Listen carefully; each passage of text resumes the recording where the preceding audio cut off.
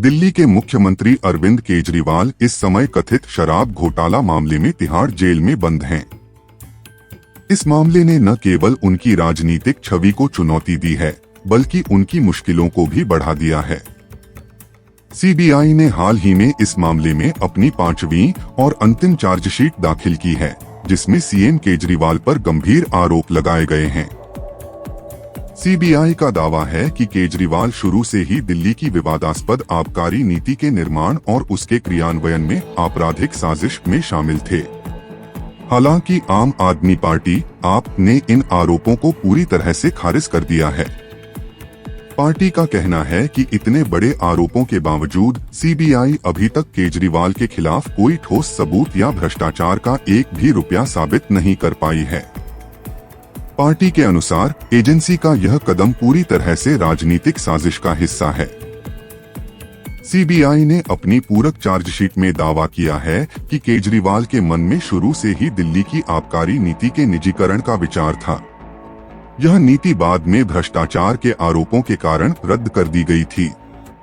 Agency का कहना है कि जब 2021 में इस नीति को तैयार किया जा रहा था, तो केजरीवाल ने अपनी पार्टी के लिए वित्तीय समर्थन की मांग की थी। सीबीआई का यह भी आरोप है कि केजरीवाल के करीबी और उनके मीडिया एवं संचार प्रभारी विजय नायर इस नीति के बदले अवैध रिश्वत की मांग कर रहे थे। इन गंभीर आरोपों के जवाब में आम आदमी पार्टी ने सीबीआई की कार्रवाई को राजनीति से प्रेरित बताते हुए इसका खंडन किया है। पार्टी का कहना है कि अगर केजरीवाल वास्तव में दोषी होते तो अब तक सीबीआई को कोई ठोस सबूत मिल जाना चाहिए था। उन्होंने सवाल उठाया कि 500 गवाहों की पूछताछ और 50,000 पन्नों के दस्तावेज दाखिल करने के बावजूद कोई भी भ्रष्टाचार का सबूत क्यों नहीं मिला। पार्टी ने यह भी दावा किया कि बीजेपी और उसकी एजेंसियां केजरीवाल की छवि को धूमिल करने के लिए झूठे आरोप लगा रही हैं। पार्टी ने जोर देकर कहा कि सीएम केजरीवाल के खिलाफ कोई सबूत नहीं है और उन्हें जल्द ही न्याय मिलेगा। सीएम अरविंद केजरीवाल को सीबीआई ने 26 जून को तिहाड़ जेल से गिरफ्तार किया था। इससे पहले उन्हें प्रवर्तन निदेशालय ईडी ने कथित आबकारी नीति घोटाले से जुड़े मनी लॉन्ड्रिंग के केस में हिरासत में लिया था।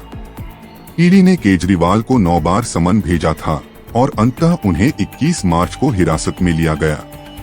इसके बाद 1 मई को उन्हें तिहाड़ जेल भेजा गया।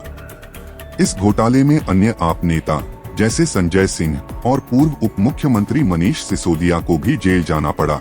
हालांकि बाद में उन्हें राहत मिल गई। सीएम केजरीवाल की जमानत याचिका पर सुप्रीम कोर्ट ने 6 सितंबर को सुनवाई की थी और कोर्ट ने 10 सितंबर तक फैसला सुरक्षित रख लिया है। अब सबकी नजरें इस पर टिकी हैं कि कोर्ट का फैसला क्या आता है और क्या केजरीवाल को इस मामले में कोई राहत मिलती है। दिल्ली के मुख्यमंत्री अरविंद केजरीवाल पर लगे आरोप और उनकी मौजूदा स्थिति ने देश की राजनीति में हलचल मचा दी है। एक ओर जहां सीबीआई अपने आरोपों को गंभीरता से ले रही है, वहीं दूसरी ओर आम आदमी पार्टी इसे राजनीतिक साजिश करार दे रही है। अब यह देखना दिलचस्प होगा कि अदालत का फैसला क्या आता है और यह मामला किस दिशा में आगे बढ़ता है। वही इस पूरी खबर पर आपकी क्या राय है, हमें कमेंट करके जरूर बताइएगा। फिलहाल के लिए बस इतना ही। एक बार फिर लौटेंगे नई अपडेट के साथ।